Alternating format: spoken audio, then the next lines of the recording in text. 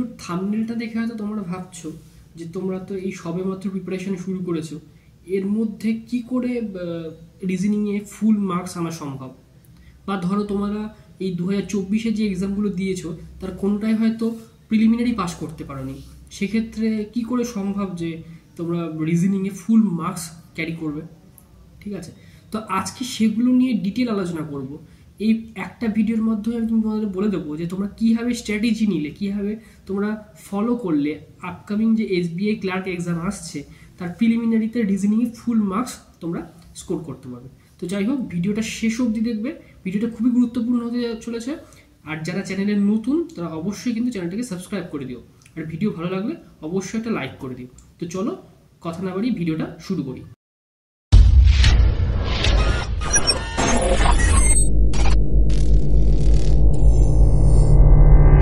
তো দেখো, তোমাদের রিজনিং যে পোর্শনটা রয়েছে সেখানে তোমাদেরকে 20 মিনিটে 35টা প্রশ্নের কিন্তু অ্যান্সার করতে হয়, যেটা তোমরা IBPS PO এবং IBPS ক্লার্কে তোমরা করে এসছো। তো সেম প্যাটার্নটাই, সেম কোশ্চেন কিন্তু তুমি এখানে দেখতে পাবে। তো দেখো, এর আগে 2024-এ যাদের এক্সামগুলো ক্লিয়ার হয়নি বা যারা নতুন এক্সাম দিতে যাচ্ছ, যে SBI ক্লার্কটা তাদের প্রথম এক্সাম, তাদের জন্য আমি সব থেকে গুরুত্বপূর্ণ কথাগুলো এবার বলতে চলেছি। তোমাদেরকে মাথায় রাখতে হবে এই SBI ক্লার্কের প্রিলিমিনারিটা কিন্তু একটা তোমাদের জন্য নিউ একটা বিগিনিং। 2025 সালের প্রথম পরীক্ষা হতে চলেছে এই SBI ক্লার্কের। SBI ক্লার্কের সাধারণত যে প্যাটার্নটা ফলো করে সেই প্যাটার্নটা তোমাদেরকে বুঝতে হবে। তার জন্য তোমরা কি করবে, তার জন্য তোমরা প্রিভিয়াস ইয়ারের যে কোশ্চেনগুলো আছে সেগুলো একটু দেখে নেবে।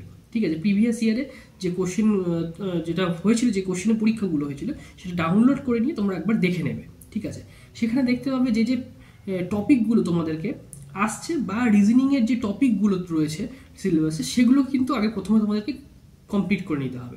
তো আমি ধরে নিচ্ছি তোমাদের সেগুলো কমপ্লিট আছে, তো সেই বেসিসে কিন্তু তোমাদেরকে এগিয়ে যেতে হবে। যারা এখনও পর্যন্ত সিলেবাস কমপ্লিট করনি তাদেরকে আমি প্রথমেই বলবো খুব তাড়াতাড়ি এই সিলেবাসটা কিন্তু কমপ্লিট করে নাও। কমপ্লিট করে নেওয়ার পর যেটা মেন ফোকাস থাকবে সেটা হচ্ছে তোমাদের প্র্যাকটিস।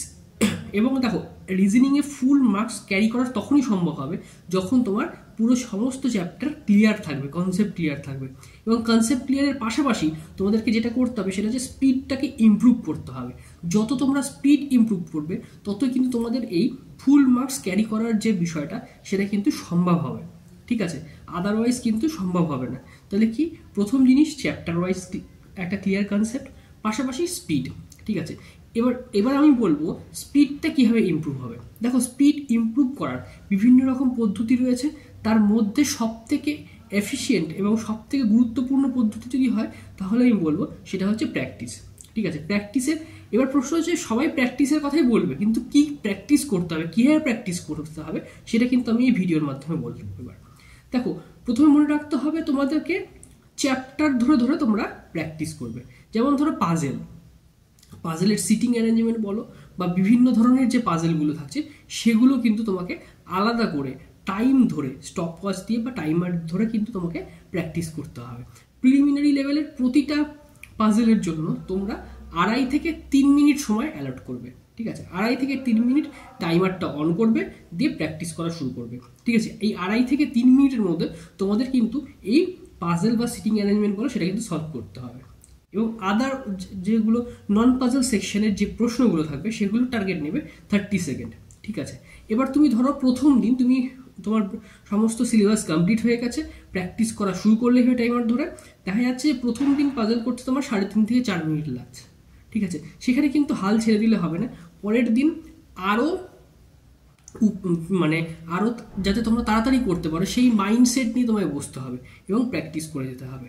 এবার এই যে টপিকগুলো থাকে, পাজলেরও তো বিভিন্ন টপিক থাকে, সেই টপিকগুলো দেখে নিয়ে সেগুলো কীভাবে সলভ করছে, কীভাবে সলভ করলে সুবিধা হবে সেটার পদ্ধতিগুলো একবার ইউটিউবে দেখে নেবে। ঠিক আছে, সিটিং অ্যারেঞ্জমেন্ট, ঠিক আছে, ধরো সার্কেলের ইনওয়ার্ড আউটওয়ার্ড যেরকম থাকে সেক্ষেত্রে কীভাবে করলে তাড়াতাড়ি হবে।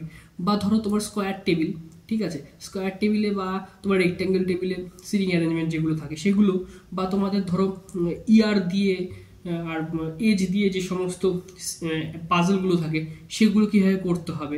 তো এই বিষয়গুলোকে মানে বিভিন্ন টপিক ধরে ধরে যে পাজলগুলো থাকে সেগুলো কীভাবে প্র্যাকটিস করলে স্পিড বাড়বে সেটা একবার দেখে নেবে।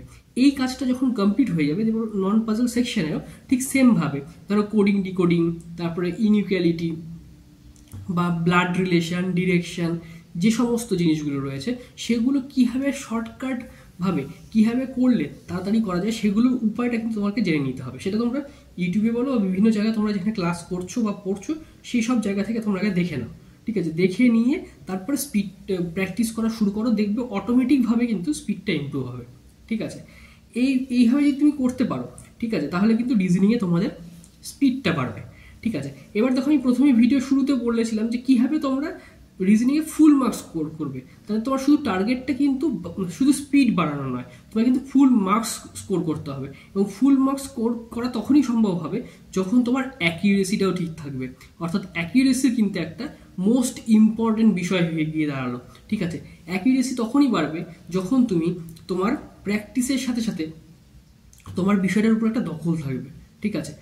তো তোমাকে প্র্যাকটিস করতে হবে এবং প্র্যাকটিস করার সময় শুধু এই জিনিসটা মাথায় রাখতে হবে যেটা আমি করছি সেটা যেন ঠিক হয়, ঠিক আছে। একটা পাজল তুমি তাড়াহুড়ো সলভ করলে দেখা গেল পাজলটা সলভ হলো না, তাহলে কিন্তু তোমার অ্যাকিউরেসিটা ঠিক থাকবে না।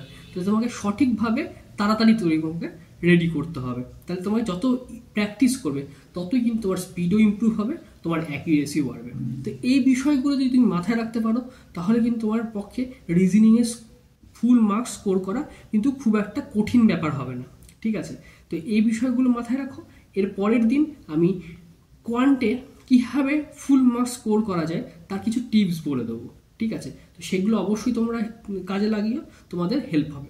এর পাশাপাশি রিজনিংয়ের যেগুলো কিছু জিনিস, যেমন অ্যালফাবেটিক্যাল অর্ডারে যদি আমরা এ থেকে জেড পর্যন্ত সাজাই তাহলে তাদের প্লেস ভ্যালুগুলো কী কী, মানে এ 1 নম্বরের বা বি 2 নম্বরের অ্যালফাবেট, ঠিক আছে, এইভাবে সি 3 নম্বর অ্যালফাবেট এইভাবে সাজানো যদি হয় তাহলে এবং 13টা করে টোটাল 26টা অ্যালফাবেটকে যদি আমরা ডিভাইড করে দিই তাহলে একের সাথে যদি আমি 26-এর পেয়ার করি, ঠিক আছে, মানে এর সাথে জেডের, তাহলে বি এর সাথে ওয়াই এর, এইভাবে যদি পেয়ার করি তাহলে কে কার অপোজিটে থাকছে এই বিষয়টাও কিন্তু তোমাদেরকে মুখস্থ করে নিতে হবে। এই বিষয়গুলো যদি তোমরা মুখস্থ করে নাও তাহলে কিন্তু সেটা হেল্প করে কোডিং ডিকোডিংয়ে বলো বা ইনপুট আউটপুটে বলে, সেখানে কিন্তু হেল্প হয়ে যায়, ঠিক আছে। এই ট্রিক্সগুলো কিন্তু তোমাদেরকে মাথায় রাখতে হবে। আর প্র্যাকটিস হচ্ছে সব থেকে উপরে, সবার প্র্যাকটিস যে যত বেশি করতে পারবে তার তত বেশি কিন্তু হেল্প হবে। তো যাই হোক, ভিডিওটাকে আর বেশি বড় করছি না, এই পর্যন্ত থাকছে ভিডিও। তো যারা চ্যানেলে নতুন তারা অবশ্যই চ্যানেলটিকে সাবস্ক্রাইব করে দিও, আর ভিডিও ভালো লাগলে অবশ্যই একটা লাইক করো। তো চলো, ভিডিওটা এই পর্যন্তই, দেখা হচ্ছে নেক্সট ভিডিওতে।